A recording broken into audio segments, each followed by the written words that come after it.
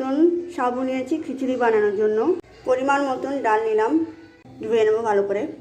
ডাল আর সাবুটাকে ধুয়ে নিয়েছি ভালো করে। পরিমাণ মতন বিনস, আলু আর পটল কেটে নিয়েছি। সবজিটাকে ভালো করে ধুয়ে নেবো। কড়াইও বসিয়ে দিয়েছি, কড়াইতে তেলও দিয়ে দিয়েছি। জিরে ফোড়ন দেবো, লঙ্কা দিয়ে দিলাম, দিয়ে দিলাম। একটু ভালো করে নাড়াচাড়া করে রেখে দিই। পরিমাণ মতন হলুদ দিলাম,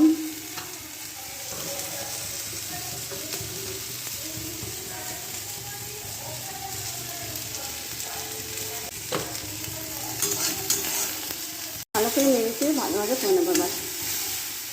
এবার ধুয়ে রাখা সাবুটাকে এবার দিয়ে দিলাম, দিয়ে ভালো করে নাড়াচাড়া করে নেব। ভালো করে নাড়াচাড়া করা হয়ে গেছে, এবার জলটা দিয়ে দেবো। জল দিয়ে দিলাম, এবার রেখে দেবো ঢাকা। 10-15 মিনিট মতন থাকবে এটা, তাহলেই হয়ে যাবে।